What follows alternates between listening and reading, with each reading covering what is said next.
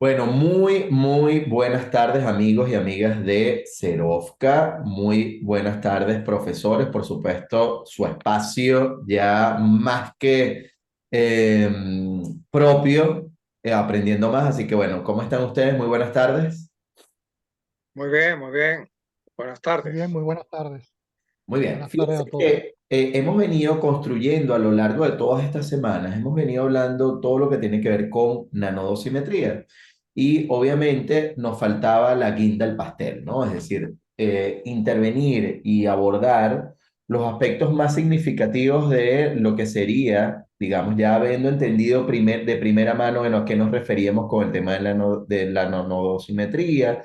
Luego, obviamente, fuimos profundizando poco a poco en las diferentes vertientes de lo que podíamos estar utilizando en estos casos, pero hoy por hoy tenemos entonces que hacer una especie de cierre, ¿no? Y es un poco lo que quiero que tengamos en mente hoy. Vamos entonces a la pantalla, es toda suya, profesor Rafael.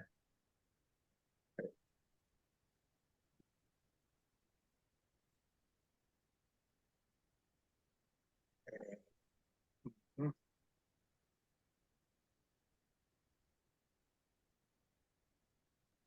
¿Pueden verla? Sí, se ve perfecto.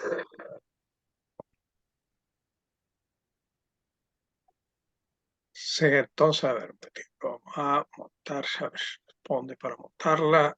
Pantalla, pues, ok. Entonces, vamos a decir, el título sería Validación de las determinaciones nanodosimétricas y sus simulaciones. Su relación con modelos radiobiológicos, aunque por simplicidad y porque probablemente la mayor parte del público está familiarizado con él, el modelo guía va a ser el lineal cuadrático en esto, ¿no? Claro. O sea, eso sería lo que es natural. Ok. Entonces ahora vamos a comentar, después de todo lo que ya vimos antes, que incluía la parte de simulaciones, la situación en particular con los iones, aunque esto se puede extender también, y ya lo vamos a ver, al tratamiento con fotones. Y tiene que ver con la variación de la efectividad biológica relativa o RBE, por sus siglas en inglés. Entonces, lo que vamos a ver en este caso, y que está asociado a la nanosimetría, es que para los protones y otros iones, eso en primera instancia, se puede ver que los RBE pueden variar espacialmente justamente por la presencia de agregados o cúmulos de ionizaciones, que fue parte de lo que vimos en conversatorios anteriores. ¿Mm? Claro, el RBE siempre va a estar definido como lo vemos acá. O sea, cuando tengo una curva de sobrevida, donde yo ahí voy a comparar la respuesta para dos calidades de radiación, tendría que es el cociente de la dosis de lo que tendría que ver con la radiación de referencia entre la dosis de la radiación en la que tengo interés, en la que quiero tratar de tener una idea del efecto eh, desde el punto de vista biológico que yo voy a tener allí.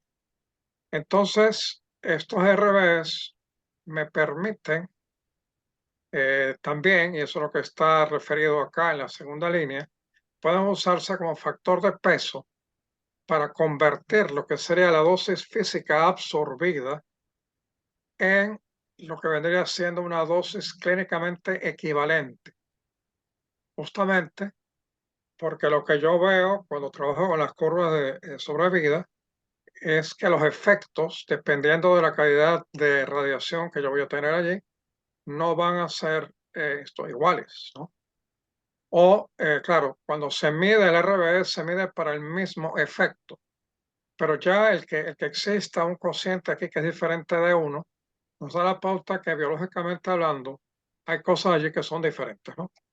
Entonces, ¿cuál es la importancia de los RBEs en términos de la planificación de tratamientos? El poder modelar los RBEs permite entonces o va a permitir o va a ser el fundamento del desarrollo de herramientas justamente para la planificación de tratamiento.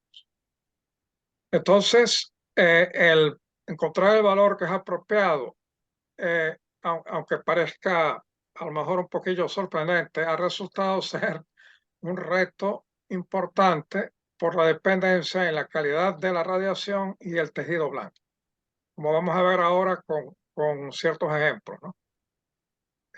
No sé si ustedes tienen preguntas acá, los miembros del panel. No, hasta aquí estamos claros, porque bueno, efectivamente es lo que conocemos de efectividad biológica relativa, ¿no? O sea, hasta ahora Sí, no estamos incorporando nada que la audiencia no conozca. eso Ujú. espero, eso espero realmente. Bueno, entonces ahora pasamos a lo siguiente. Aquí tenemos un trabajo interesante de hace unos 9 años, es casi una década. Entonces, acá ellos examinan la dependencia con la profundidad de la respuesta a la radiación sería de células de melanoma humano que se exponen a protones de 65 MeV. Entonces, ¿cómo se supone que se hizo esto? O sea, ¿cómo se constató que esa variación existe?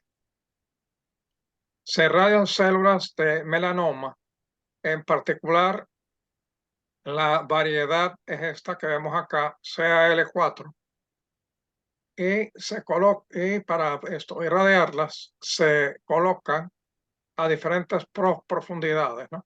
O sea, aquí lo que tendríamos son conjuntos de células en una capa que es colocada o es insertada entre bloques de lo que se conoce como agua sólida. Ujú, Agua sólida es un material que va desde el punto de vista del transporte de la radiación, se va a comportar como si fuera agua. Entonces, insertadas, vamos a tener láminas donde hay células de melanoma a profundidades, en este caso de 15, 20, 25 y 26,8 milímetros. Entonces ahora, ¿qué se hace con eso cuando se esto irradia? Se tienen que analizar las curvas de sobrevivencia. En principio, cuando eso se ajusta al modelo lineal cuadrático. Cuando se habla del análisis que tenemos acá, lo que está implícito allí es que vamos a hacer un ensayo clonogénico. Y tal vez, porque puede ser que en el público haya gente que no le sea familiar, yo aquí puedo hacer un alto, hago una pausa en esto que tengo acá, para comentar brevemente en qué consiste ese tipo de ensayo para que me puedan seguir, ¿no? Creo que es una buena idea que lo hagan, ¿no es eso? sí, sí, sí, sí, totalmente. Entonces ahora paro compartir porque tengo que cambiar de Presentación, presentación. sí. Espero que esto se me porte bien ahora. No, se ha comportado bien, se ha comportado bien el Zoom. Eso luce, sí, ajá, pues parece que sí, qué bueno. Ok, entonces ahora aquí vamos. Ustedes pueden ver lo que tengo en pantalla ahora. Sí, perfecto. Sí, esto que tengo aquí se hizo con células de hámster chinos, pero básicamente es el mismo método para cualquier conjunto de células que uno quiera trabajar en esta forma, ¿no? Ok. Entonces, se supone que se usa un conjunto de células sin irradiar que funciona como control. Y hay otro que va a ser el irradiado. En la cápsula A tenemos el resultado para el control y en la B el resultado de las irradiadas. Esto es en este ejemplo. Simplemente es para fijar ideas de cómo esto se hace.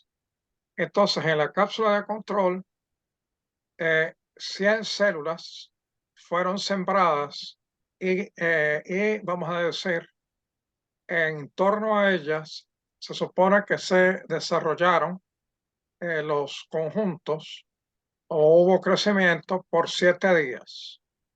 Eso es antes de la tinción. Lo que vemos aquí es lo que resultó con la tinción, pero este crecimiento tuvo lugar antes del momento de la tinción. En la cápsula B acá tenemos en este ejemplo las irradiadas fueron irradiadas con rayos X y la dosis correspondiente fue de 8 Gray. Acá se colocaron 2000 células que fueron sembradas y cada una de ellas lleva el inicio de colonias, como pasó en la cápsula A, y crecieron por 2 semanas antes de la tinción. El número de células acá en el segundo caso es mayor por cuestiones de, si se quiere, ahora ya vamos a ver que el número que yo use no es esto importante, porque hay un procedimiento de no normalización que hace que no sea así, pero tiene que ser más grande para que aquí, en la medida que voy a hacer de este lado, tenga suficiente sensibilidad para poder ver lo que yo quiero ver. Claro, Entonces, ¿qué hacemos con esto? Hay un número muy importante que hay que tener presente, que es lo que se conoce como eficiencia del cultivo, y las siglas con las que lo van a ver es P, y se puede evaluar usando de base lo que vendría siendo la cápsula de control, que no fue irradiada en este caso, ¿no? Porque, por ejemplo, después de colocar las células que colocamos y después de la tensión, se pudieron reconocer 70 colonias. Entonces, la eficiencia del cultivo se define como el número de colonias que yo logro contar allí entre el número de células sembradas. Entonces, el número de células sembradas fue 100, el número de colonias fue 70. Es un poco para que la audiencia lo vea fácilmente. Eso es como que si yo agarrara unas semillitas y quisiera sembrar unas plantas, ¿no? Entonces yo tengo 100 semillas, que serían esas células sembradas. Yo las coloco, pero no todas, o sea, sin irradiarlas, sin nada. No todas las semillas que yo coloco en la tierra Exacto. van a generar o a producir o van a crecer en forma de árbol, ¿no? Van a germinar, A a germinar, germinar. muy bien, gracias. Entonces, ¿qué pasa? Al final, esa germinación, entre comillas, correspondería al número de colonias, ¿ok? Entonces, el número de colonias control que se generan a partir de las células sembradas son 70 de 100, ¿no? Que sería el 70%. Eso de manera Eso natural. es, Ahora vamos a ver cuál es la fracción de las que sobreviven, ¿no? Que son las irradiadas eso, versus las que tenemos allí consideradas como número de colonias reales, ¿no? sí. Sí, Entonces, tengo una pregunta, disculpa. sí, seguro. ¿Hay posibilidades de que entre las células sembradas eh, dos o más contribuyan a la misma colonia? No, porque están colocadas separadas. Ah, Mm, fueron sembradas en forma separada. Ok, Sí, perfecto. ahora para aclarar eso, sí, bueno, es importante. tienen como unas barreras, Acá, ¿no? claro, aquí vemos inclusive que hay colonias que solapan, Sí, pero digamos, en el centro de cada colonia yo tengo la célula que le dio origen. Cuando se colocan en la cápsula, se toma especial cuidado de tenerlas separadas. O sea, se evita que haya solape, o sea, que el solape pueda llevar a una confusión y que entonces dos células que pudieran generar colonias puedan verse como una sola. ok. O sea, ya a propósito se colocan bien separadas para eso. Entonces, y acá, y los números de partida, como dije antes, son diferentes porque es evidente que acá, en este segundo caso, pudiéramos tener problemas con la sensibilidad. O sea, el número, pero no importa por los cocientes que estamos tomando acá. Entonces, el control me permite de esta manera ver cuál va a ser la eficiencia que el cultivo tendría en cualquier circunstancia que no implique uso de radiación. O sea, en ausencia de nada que lo pueda perturbar y si se quiere, con suficiente cantidad de nutrientes en este caso. Ahora vamos a ver qué pasó en el segundo caso. Ahí hablamos de la fracción de sobrevivencia que se puede calcular sabiendo que el número de colonias observados es de 32 y el número de células sembradas fue de 2000, pero hay que tomar en cuenta la eficiencia del cultivo. Entonces, al dividir, yo no puedo dividir entre 2000, sino que tengo que dividir entre 2000 multiplicado por la eficiencia, porque este número, que es el producto de estas dos cosas, es el número que realmente yo tengo como punto de partida en el cultivo irradiado. Entonces, el cociente me da la fracción de sobrevivencia. ¿Se ve? Ok. Entonces, por ejemplo, entonces, ¿qué es lo que uno hace Sí. para encontrar, ¿qué es lo que uno hace para encontrar varios puntos en la curva, ¿no? Se supone que entonces el procedimiento se repite, ¿ok?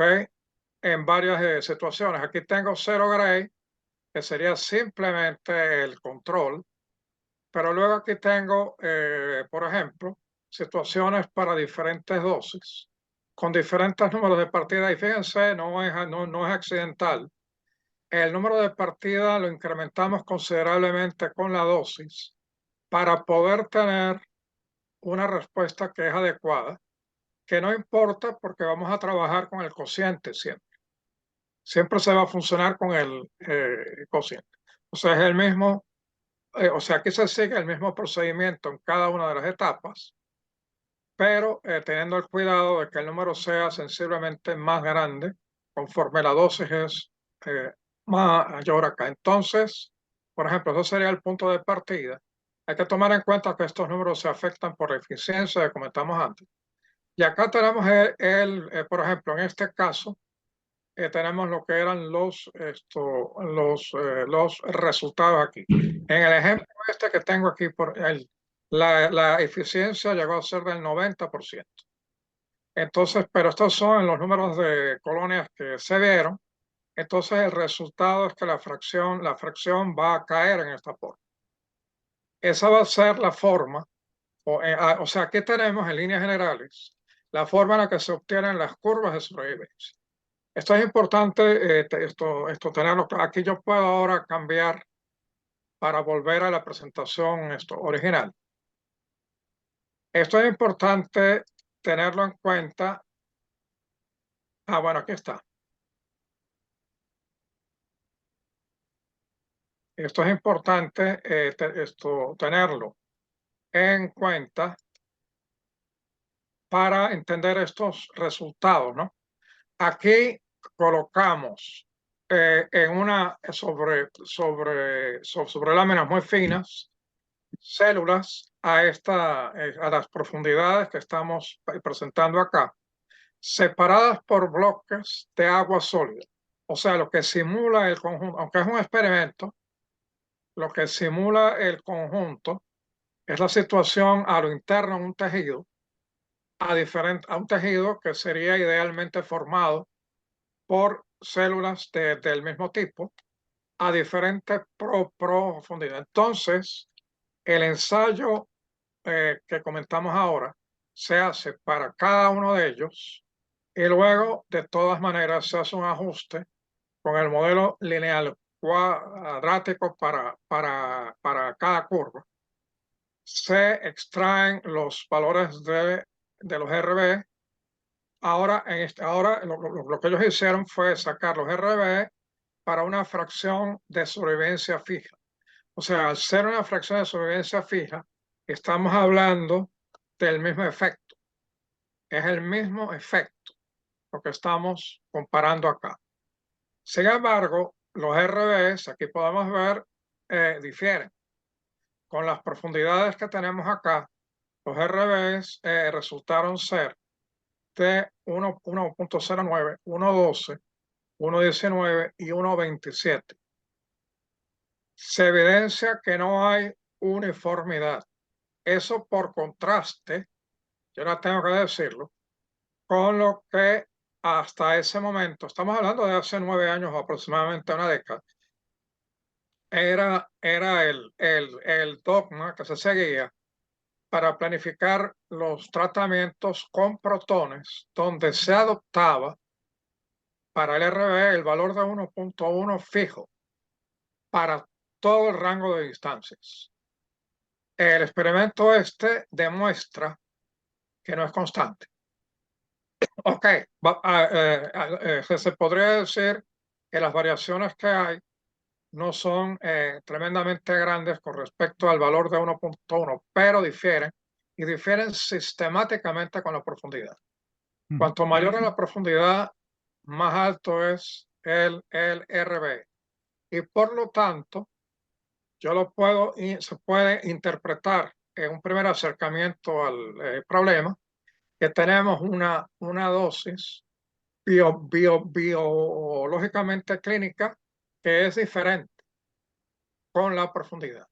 Entonces, yo no puedo esperar que la respuesta del tejido sea básicamente la misma. Eso es algo que no puedo Claro, esperar. claro, o sea, no va a haber uniformidad en la respuesta del tejido conforme me adentro en profundidad.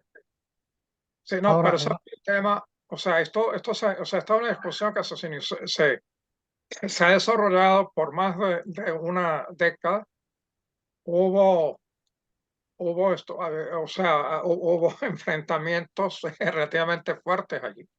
Claro, lo que Pero, pasa es que ha sido una manera cómoda, yo creo, de tratar de los cálculos, ¿no? O sea, el tratar de ver los cálculos y de estimar de que esa relación es más o menos similar, eh, probablemente es lo que ha facilitado hasta ahora lo que conocemos desde el punto de vista radiobiológico. sí, ok. pero Usando el acercamiento anterior, no es que no va a haber un resultado que es positivo, pero estamos hablando de hacerlo mejor. Claro, sí, ahora una observación. Eh, el- la radiación es del mismo tipo. Estamos hablando de que son protones de 65 megaelectronvoltios. sí.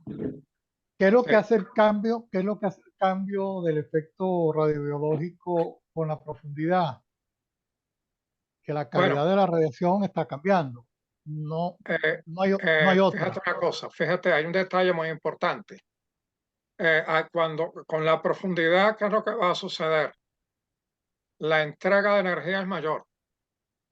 Claro, pero para esa misma energía de protón hay una profundidad. Me imagino que la estimación de la energía es para que esté en el rango de Sí, profundidades. Entonces, en alguna parte está el pico de Bragg, a una profundidad está el pico de Bragg donde hay la mayor entrega de dosis. sí, Pero antes de eso ha habido entrega de dosis. Hay toda una cola hasta que llegas al pico de Bragg.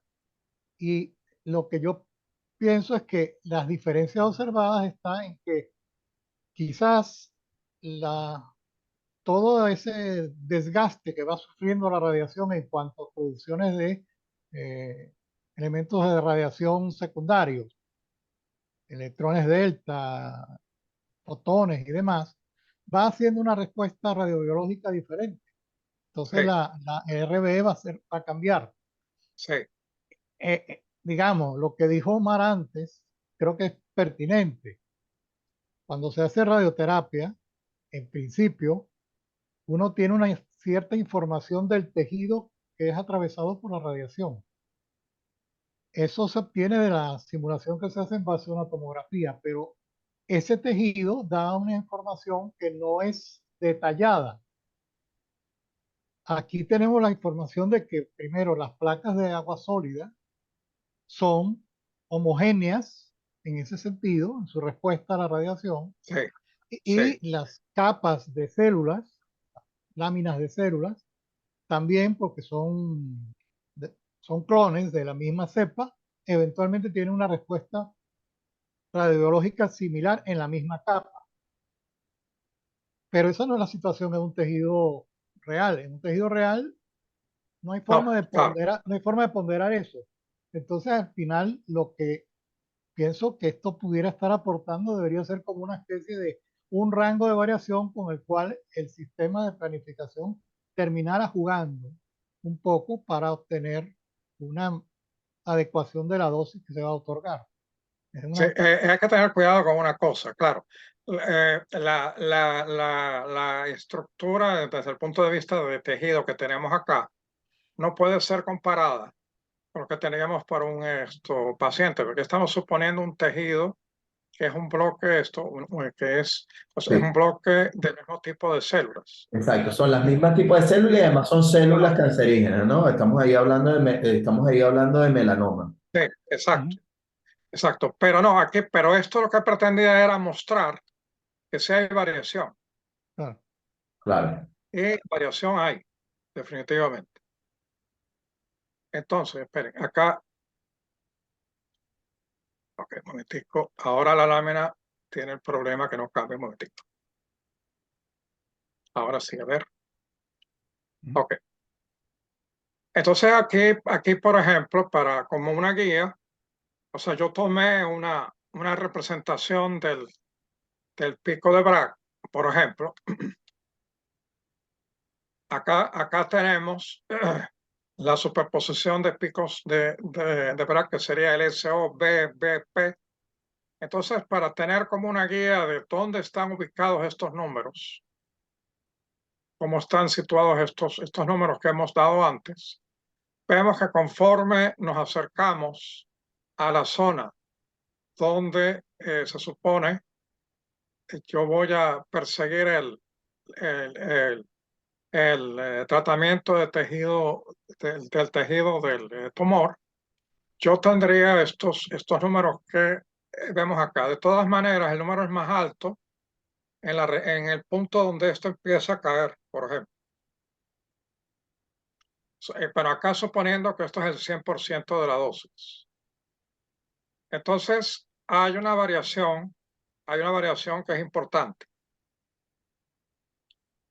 Entonces acá ahora tenemos otro trabajo también que trata básicamente de esto, extenderse en el tema. Ahora estamos considerando protones de 62 MeV en este caso.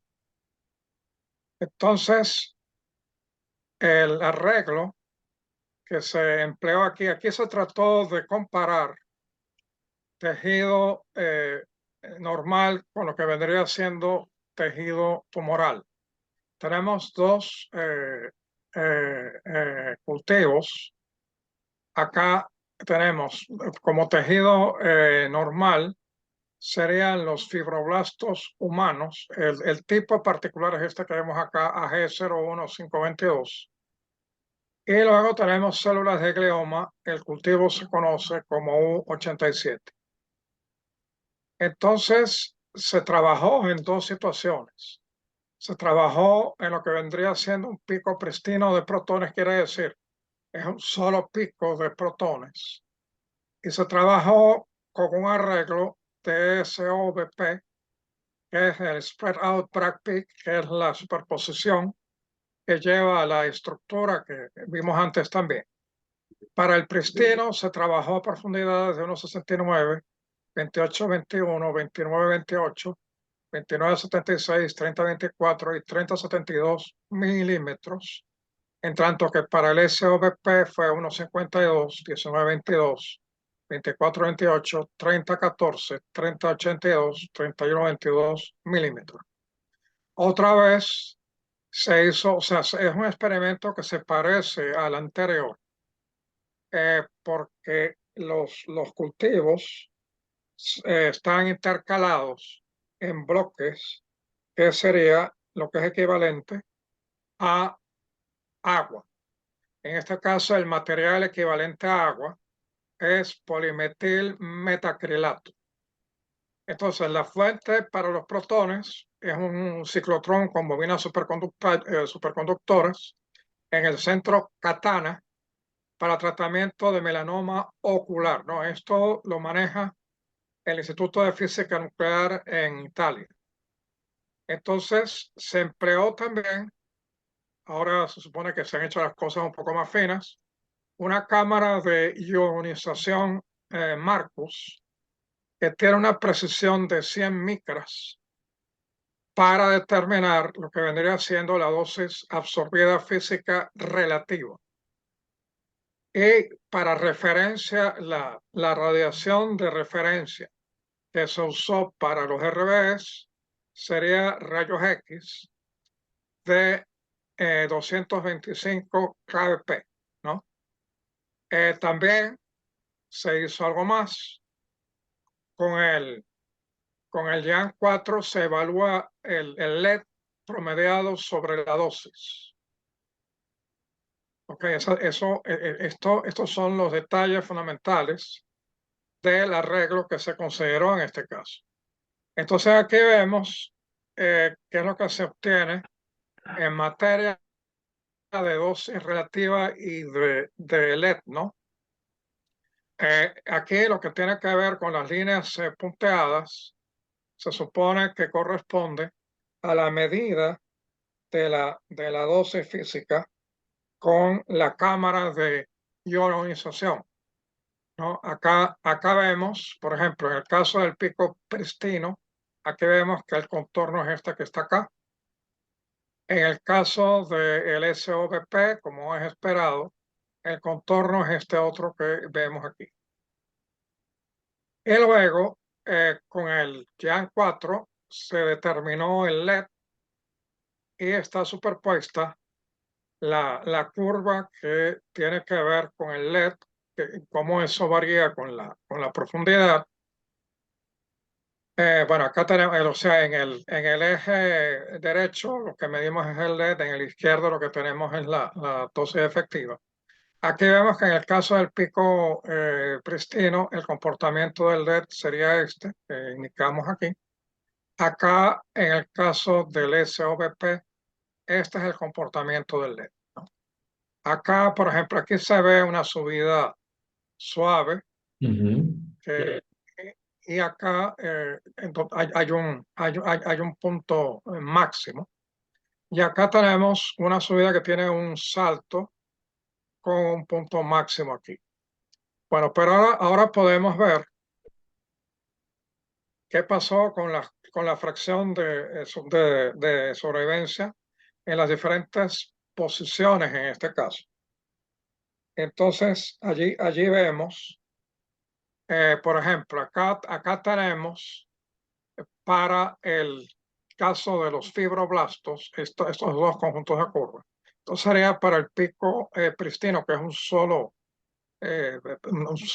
tipo de protón. Acá sería para el SOBP.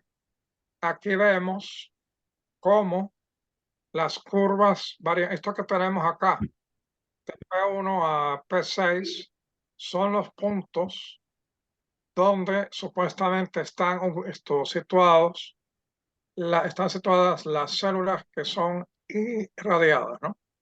Y acá lo que tiene que ver con el cuadrado en la parte superior es la radiación de referencia, son rayos X.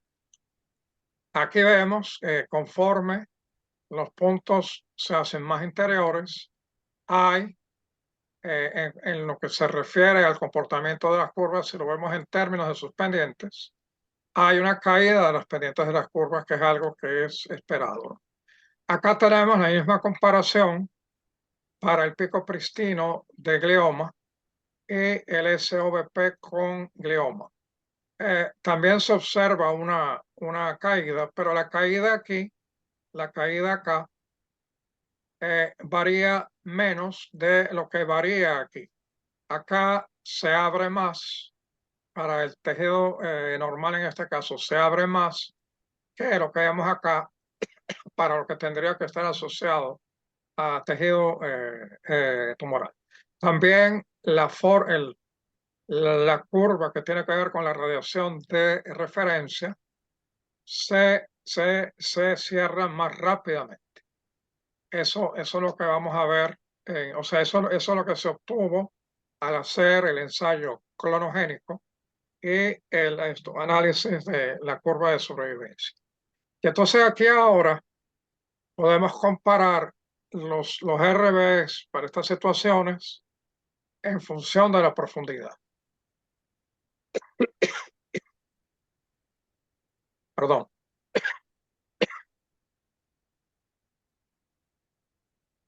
Entonces acá tenemos el caso de la comparación para los fibroblastos del pico pristino con el SOBP para una fracción de supervivencia de 0,5.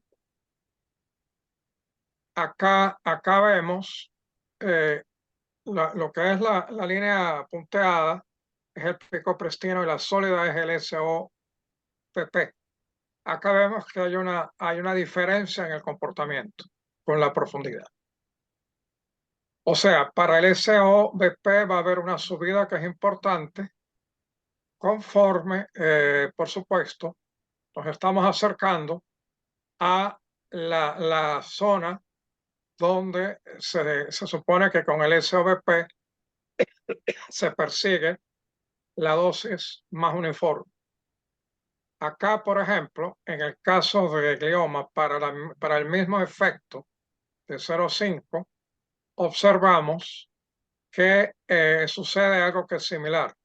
El efecto con la profundidad en cuanto al cambio en el RB se hace más importante para el SOBP, pero es de notar, cuando comparamos estas dos situaciones, que el efecto, o sea, si comparo lo que le ocurre a las células de fibroblastos como normales con las tumorales, las de fibroblastos se van a afectar más que las tumorales acá. Se van a afectar más que las tumorales. Eso, si lo vemos para las otras situaciones, acá tenemos la situación para un efecto, aquí sería un efecto mayor, porque estamos hablando de una sobrevivencia de 0,1. Y para estos dos casos, esto sería para los fibroblastos. Y aquí lo tendríamos para el glioma. Observamos que con respecto a lo último que mencioné, la situación es la misma también. Entonces aquí ya hay, bueno, perdón, antes de comentar eso. Y para un efecto ya de 0,01, ya se ve esto. Aquí ya ver la diferencia se hace más difícil. Pero acá hay un mensaje que es esto importante, y es que a la hora de evaluar esto, o sea, a la hora de ver qué pasa con los RBs, es importante tenerlo en cuenta, particularmente para evaluar lo que va a ocurrir en lo que vendría siendo el tejido normal en este caso. O sea, ya pensando en un tratamiento, tratar de cuidar, ver cómo manejar el tejido normal circundante a la zona de tratamiento en sí como tal. Aquí vemos que definitivamente el efecto, o sea, el cambio en el RBE va a ser definitivamente mayor, ¿no? Esta es otra cosa que revela este trabajo. Este trabajo, por cierto, porque no lo comenté, es de la misma época del anterior.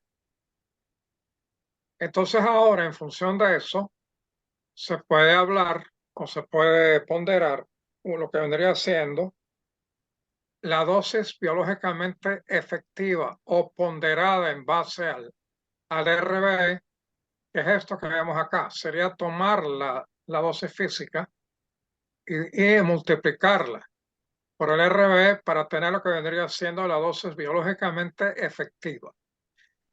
Entonces, fíjense, si lo hacemos así,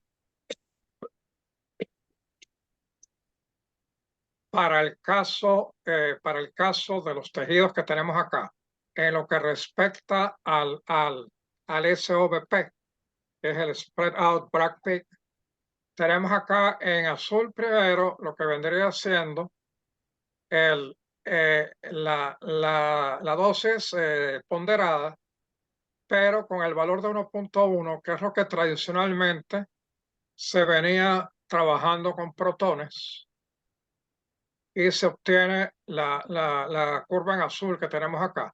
Pero luego, al ponderar lo que es relativo al glioma, que está pintado en rojo, o al tejido normal, que sería verde, aquí vemos las diferencias, donde en base a lo que comenté antes justamente, la dosis biológicamente efectiva para el tejido normal, en este caso, entendiéndose por normal, lo que serían los fibroblastos que estoy tomando acá, sería efectivamente mayor que la que correspondería al glioma que vemos acá. Entonces eso ya indica que aquí hay un problema que hay que considerar. Pero entonces ahora viene la pregunta, claro, hasta ahora todo lo que he descrito indica que va a haber una variación de los RBS con la profundidad que hay que manejar con el cuidado del caso. Pero la pregunta ahora es, bueno, ¿qué conexión tiene esto ahora con lo que con lo que se describió antes en términos de la nanodosimetría? Entonces, el trabajo que es importante para ver eso está referenciado acá. O sea, este es el trabajo que prácticamente todo el mundo referencia de hace 7 años, pero es importante. Aquí se pretende mostrar cuál sería el aporte de la nanodosimetría con relación a esa variación del RBE, que es un insumo que es importante a la hora de considerar la planificación de tratamiento. Entonces, para recordarles ahora brevemente, hay una suposición fundamental, ¿ok?, que es que la capacidad de la dosis absorbida para esterilizar las células blanco debe variar con el tamaño de los agregados o cúmulos de ionizaciones que yo debiera tener en este caso. Lo que llamamos tamaño es en lo que ustedes van a encontrar en el material que está publicado, se refiere como orden. Cuando se habla del orden de los agregados, se refiere realmente al tamaño de los agregados en términos del número de ionizaciones que yo voy a tener. Entonces, se supone que la idea fundamental que tenemos, ¿cuál es? Que el daño sufrido por el ADN se supone que se repara con menos probabilidad cuanto mayor sea el número de puntos.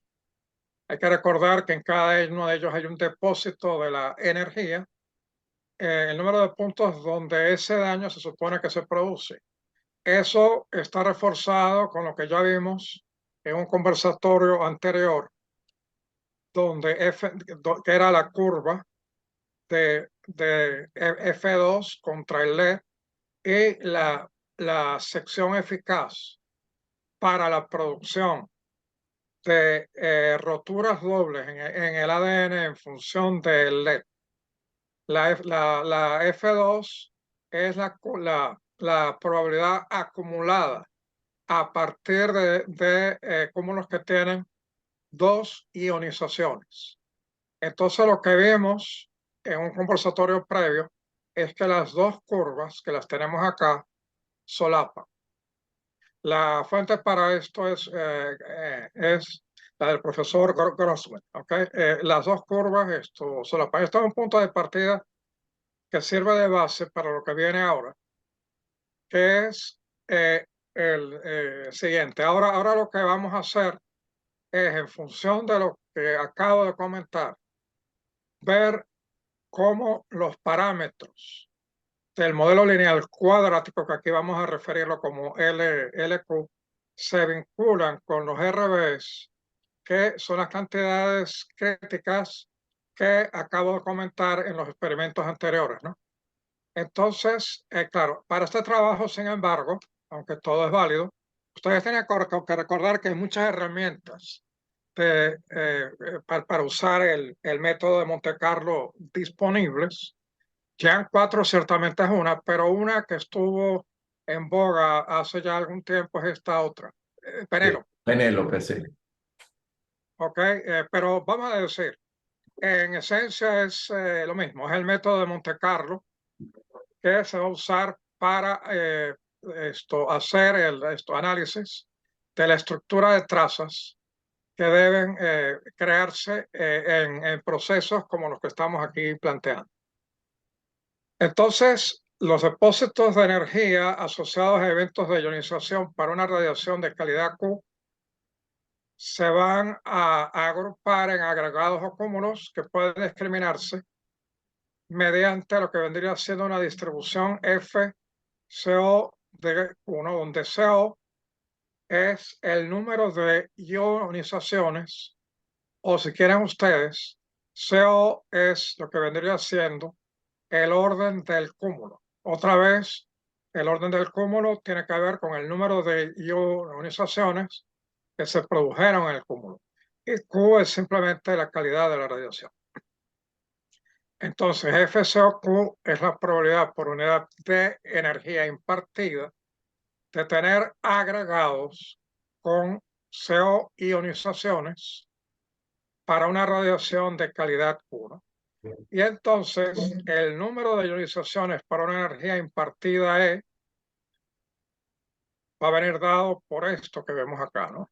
Va a ser la energía impartida E por la probabilidad por unidad de energía impartida de tener agregados, y eso se multiplica por el orden que sería el número de ionizaciones que yo puedo tener. Eso sería el número de ionizaciones para una energía impartida E. Ahora yo puedo usar esto para ver cómo vincularlo con el modelo lineal cuadrático, que es lo que viene en la siguiente lámina. El impacto, aquí hay un detalle también, el impacto de cada CO, o sea, de cada, del impacto de lo que vendría siendo el número de ionizaciones en el cúmulo, se toma en cuenta a través de funciones de peso. Cuando hablamos de peso, es peso másico. O sea, aquí tenemos estas cantidades, se miden en gramos. Que va a ser la WCO alfa y la WCO beta para cada uno de los parámetros del modelo lineal cuadrático. De manera que los parámetros alfa y beta los podemos escribir ahora usando este número que tenemos aquí, lo podemos escribir ahora de la siguiente manera. El alfa por la dosis va a ser igual bueno, aquí lo que es E por el FC0Q por CO es el número al que hice referencia antes, pero ahora hay que multiplicarlo por la función de peso aquí. Hay que sumarlo sobre todos los órdenes que yo voy a tener, y como acá lo quiero expresar en términos de lo que vendría siendo la dosis que yo tengo, o sea, para que dimensionalmente y quede expresado también de manera adecuada para la dosis, tengo que dividirlo por la masa que está asociada a el sistema que yo estoy considerando en este caso. Entonces vemos que esta cantidad es correctamente adimensional porque F0 es probabilidad por unidad de energía, la W es una masa, y acá tengo energía y masa también. Cuando considero la forma en la que se cancela, esta cantidad es adimensional. Esta sería la forma de vincularse con el parámetro alfa.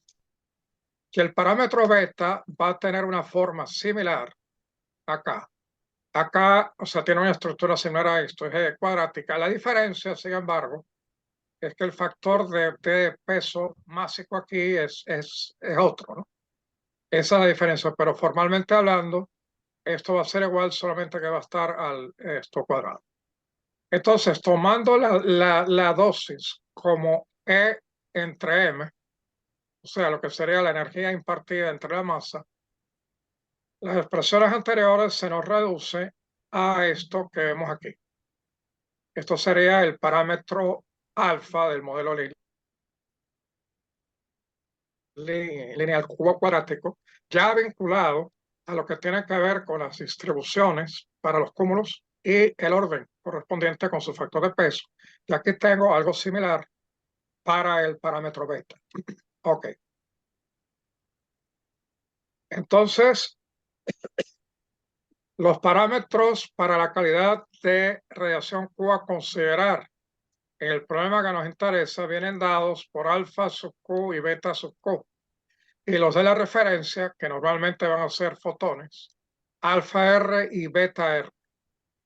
Pero en las dos situaciones tenemos que perseguir que el efecto sea el mismo, ¿no?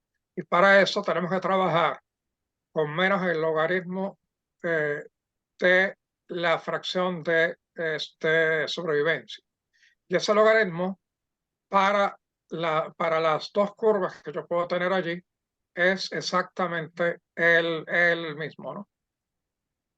Entonces, acá tenemos, fíjense, para las dosis, tanto la dosis que tiene que ver con la referencia como la dosis que nos interesa para la radiación que consideramos, tenemos ecuaciones cuadráticas que tienen una solución que es inmediata, que es esta que vemos acá. La solución que es inmediata, bueno, la que se toma, la que es positiva, que es la única que puede tener lugar aquí.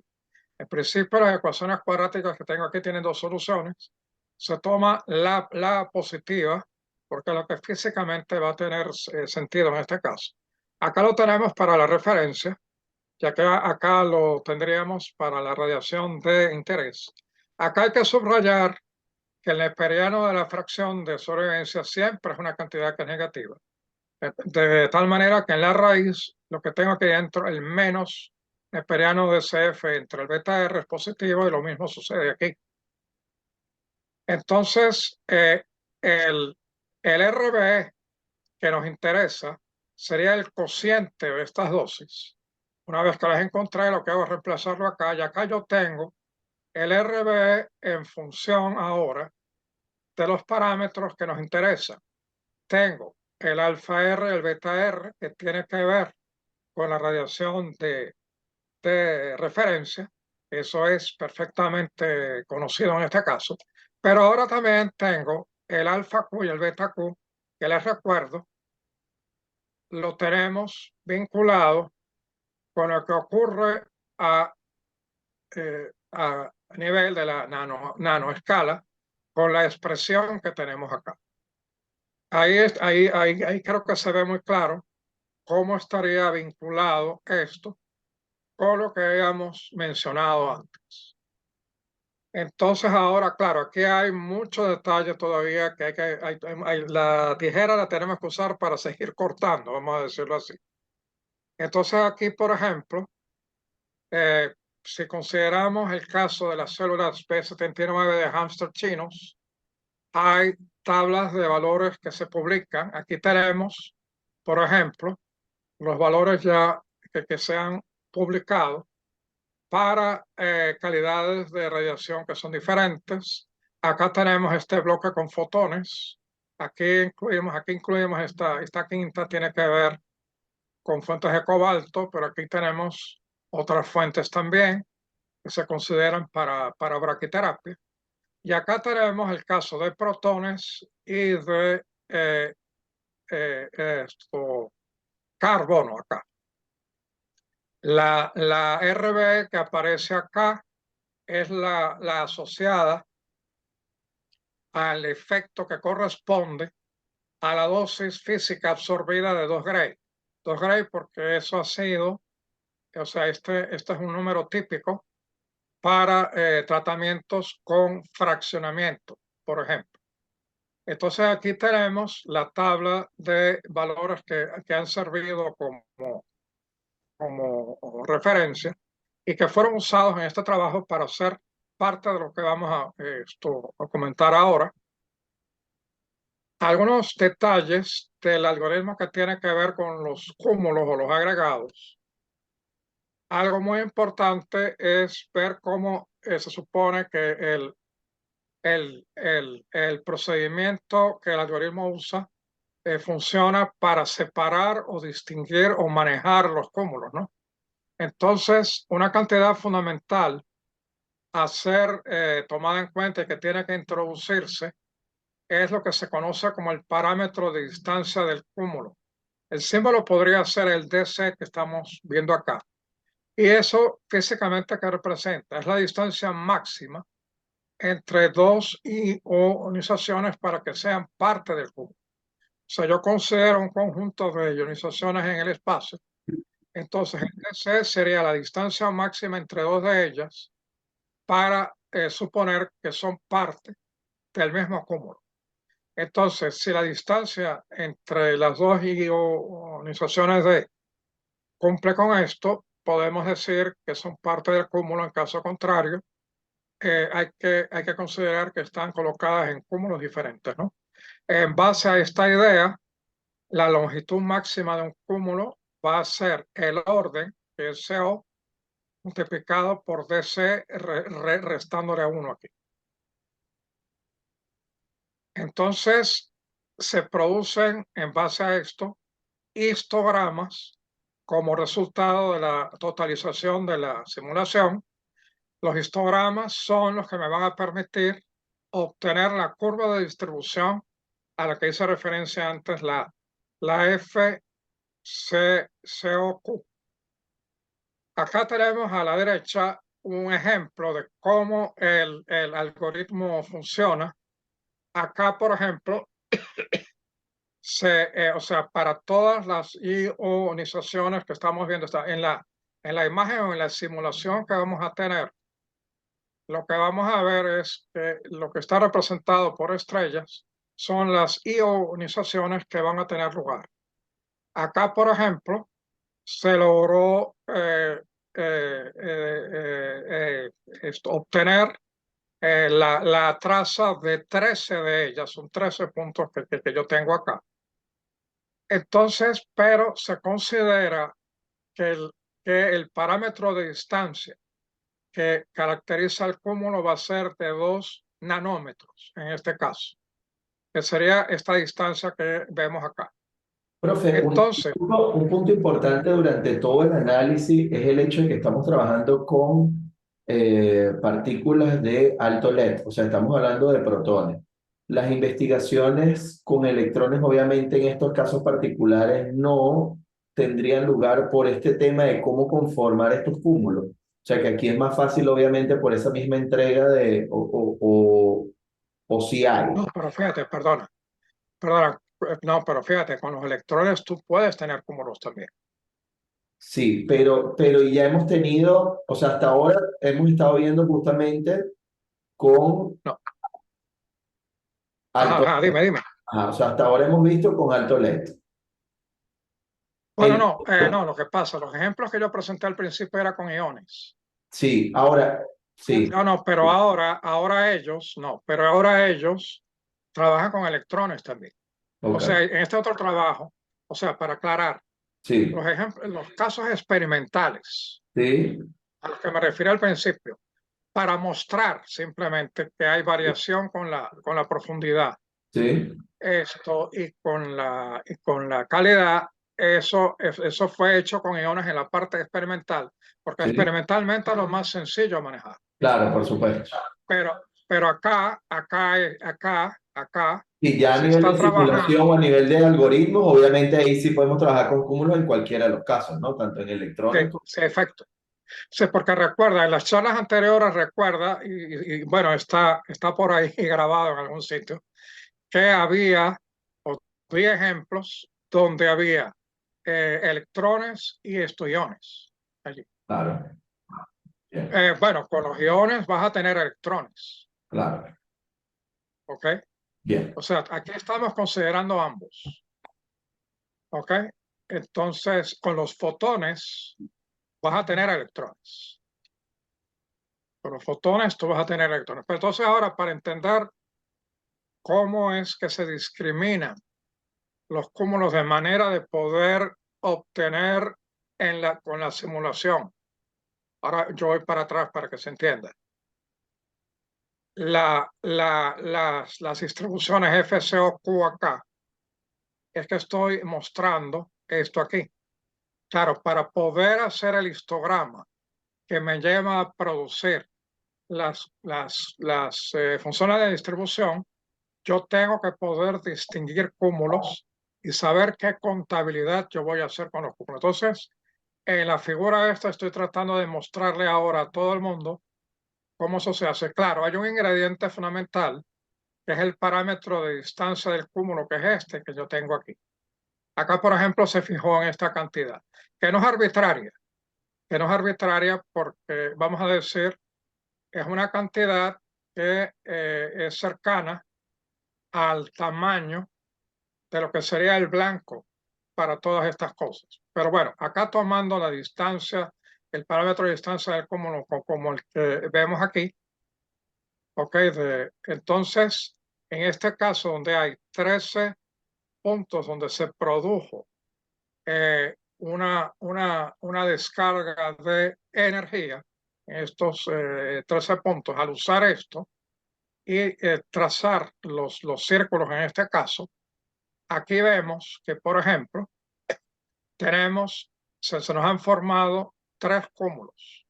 Se nos han formado tres cúmulos.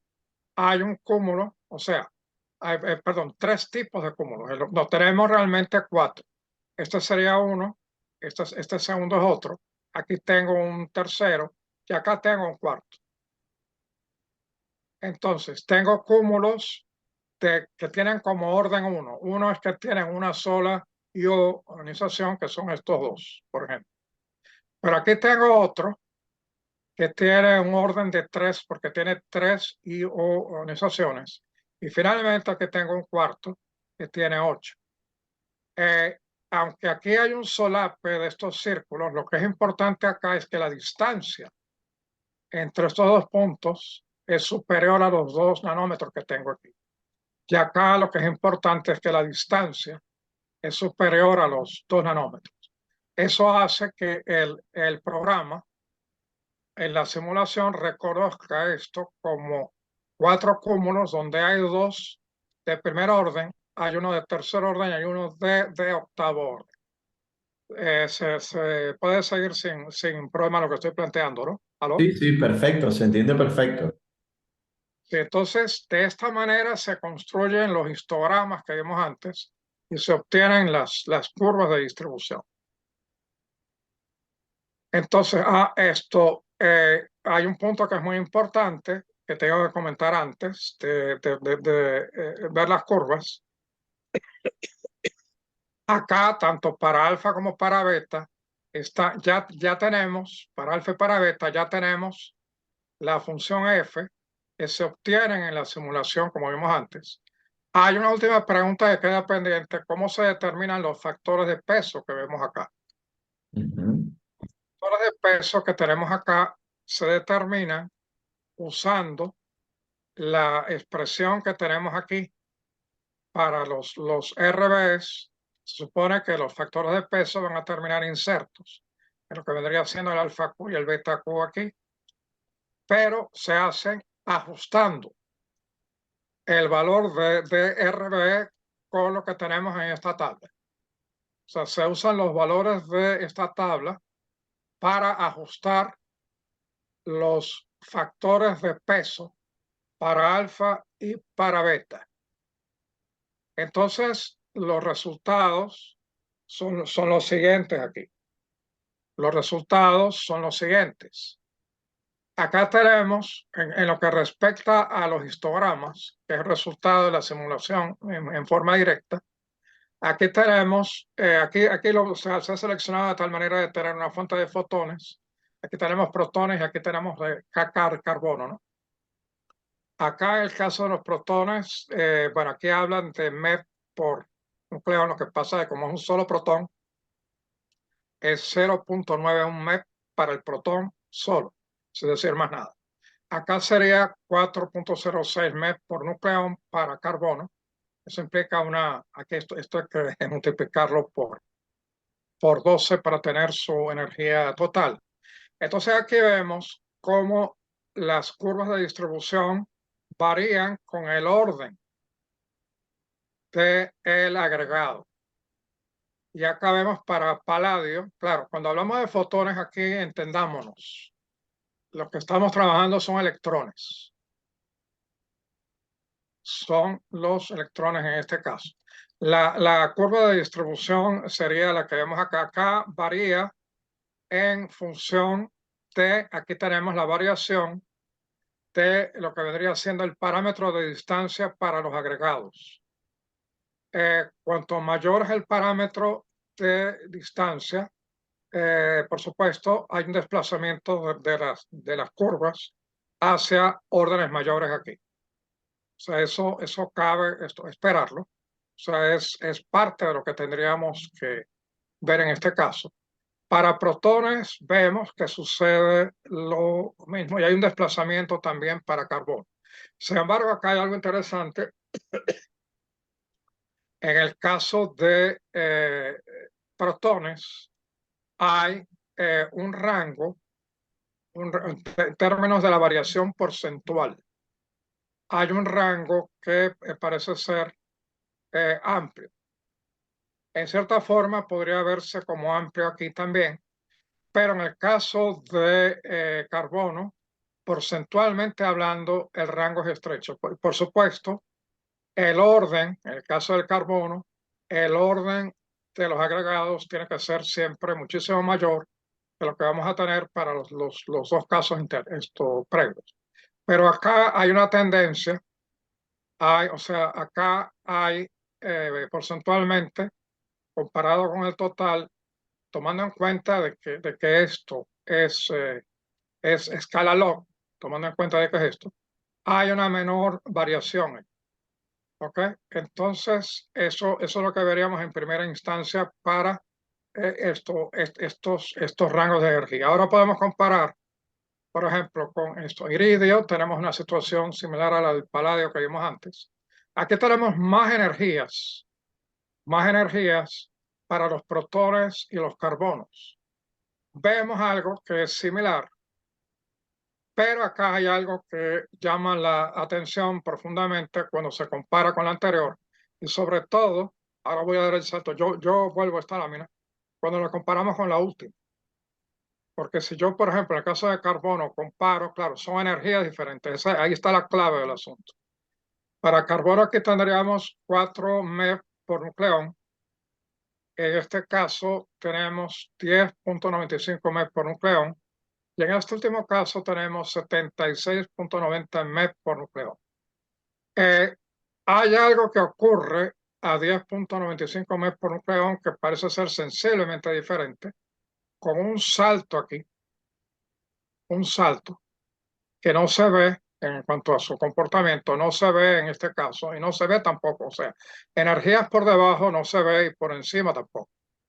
Y la explicación que tiene eso es muy interesante por el número que tenemos aquí. El número que tenemos acá es 10.95 MeV por nucleón, que por contraste con los dos números anteriores, que es de 4.06 MeV por nucleón y 76.90 por nucleón, tiene el detalle de estar muy cerca de algo muy fundamental para un sistema nuclear. Y está muy cerca del valor de la energía promedio de enlace por nucleón. Está en el entorno de 8 MeV. Entonces, ¿qué es lo que supone lo que yo tengo acá? Acá lo que debe ocurrir, de manera que es importante porque esto está cerca de la energía de enlace, aquí tenemos una contribución importante de procesos de fragmentación que tienen que tener un impacto en los resultados. O sea, aquí, esto que vemos acá está muy vinculado a la fragmentación que tiene que tener lugar allí. Okay. Entonces acá, entonces luego hay, en base al ajuste que comenté antes, que se hace con la tabla de valores existentes para los RBE y los parámetros del modelo lineal cuadrático, se obtienen las funciones de peso para el parámetro alfa y el beta. Y el resultado curioso de entrada, pero quiero decir, curioso, pero al mismo tiempo uno puede esperar que sea natural, es que básicamente, aunque aquí tenemos dos distancias o dos parámetros de distancias diferentes para lo que tiene que ver con los agregados, esto sería de 2 nanómetros y aquí es 2.5. Aunque es una cantidad, son cantidades que no están muy lejos, nos dan distribuciones que no son tremendamente diferentes, ¿no? Aquí podemos ver que no son tremendamente diferentes las distribuciones que tenemos de los factores de peso que vienen dados en picogramos en función del orden del agregado. Vemos que no son terriblemente diferentes, ¿no? Entonces, bueno, armados con eso, ahora viene la fase final en esta historia, que es los resultados con 2.5 nanómetros para alfa Q, beta Q y lo que sería el RBE que le corresponde, ¿no? Acá con el propósito de que sirva como guía, yo copié los símbolos que tienen que ver con las calidades de radiación que se están considerando en este caso. Aquí vemos, por ejemplo, en el caso del parámetro alfa, ¿ok? Aquí se compara el valor experimental que sí está disponible contra el que tiene que ver con el obtenido con el ajuste y con el modelo. Ya acá vemos que hay una correlación excelente. Cuando veo el RBE experimental contra el RBE modelado, porque todo el objetivo que tiene esto es poder ir dando los pasos para modelar RBE a futuro en simulaciones que van a ser más demandantes. Vemos que también hay una correlación muy buena. Claro, es que bueno, en la medida en No, la que las simulaciones se adapten mejor a la realidad, ese es el objetivo precisamente de lo que queremos lograr con cualquier simulación, ¿no? O sea, sí, justamente ese es el objetivo fundamental, que la simulación sea lo más parecido a la realidad posible. sí, pero esto está pensado para en un futuro, esto pueda incidir en planificación de tratamientos. Claro, claro, en la toma de decisiones previas, claro, claro, en la planificación Pero de con un tejido que desde el punto de vista clínico tiene un interés particular o como tratamiento per se. Sin embargo, Y que incluso esto sería más lo que estamos hablando durante varias semanas también, el tema de la medicina exacto, personalizada, porque obviamente vamos a eso es. distinguir entre distintos tipos de... Sin embargo, hay que mencionar lo siguiente que es importante, los autores no se cohibieron de hacerlo. El resultado con el parámetro beta no fue igual. Acá hay un punto, sin embargo, acá hay un punto Sí, que corresponde a al, no, perdón, que corresponde al caso de la braquiterapia que yo tengo acá. eh, Ok, yo, yo- pero el resto, fíjense que está colocado prácticamente en un arreglo que es vertical. exacto, Los autores señalan de que, bueno, esto indica que hay trabajo que está pendiente todavía. claro. Presumiblemente, pues, como se trata del parámetro beta, la sospecha recae directamente en cómo se maneja lo que tiene que ver con los mecanismos de reparación. Aquí pudiera haber un detalle. Sin embargo, los autores son terriblemente optimistas porque a pesar de lo que se observa aquí, acá la forma en la que se llegó a reproducir los RBS es muy buena, con la limitación que esto representa. Y acá estamos hablándolo, se supone que lo estamos hablando para todas las calidades de radiación que son consideradas acá. Se acepta que todavía hay que entender esto mejor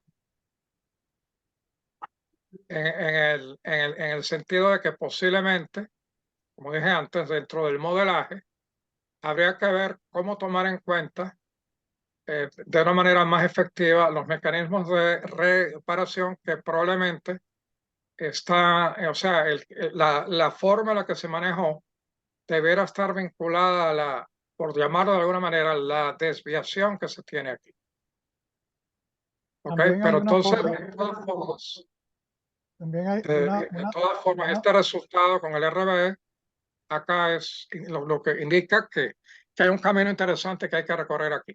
Creo que Miguel tiene una pregunta o no. sí, bueno, es que creo que es claro de las gráficas que la línea recta representa la identidad, es 1 a 1, quiero decir, Sí, porque Ujú. la gráfica de la primera, de la izquierda, demuestra que hay una correlación excelente entre alfa Q experimental y el alfa Q simulado.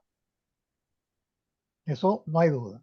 Sin embargo, la de la derecha ya puede ser que la de medio esté contribuyendo a que no sea tan buena la no, cosa. claro, claro. La de la derecha tienes una situación en la cual no hay una relación 1 a 1. O sea, si uno ajustara una recta a esos puntos que están graficados en esa gráfica, daría una pendiente mayor que 1. Sí, sí, definitivamente. Entonces no está, y eso puede ser consecuencia de el problema que hay con beta, porque el RBE está siendo estimado a partir de suponer un modelo lineal cuadrático que está tomando en cuenta que está beta metido allí, y eventualmente si beta no está saliendo muy bien correlacionado tanto en la simulación como en el experimento, pues eso tiene que producir alguna variación en las R. Y, y- y- Sí, pero de todas maneras, eh, no sé si hay una consideración quizás del modelo, por ejemplo, un clúster de un tamaño diferente tiene una contribución a alfa y una contribución a beta que en principio son diferentes. No sé si eso influye.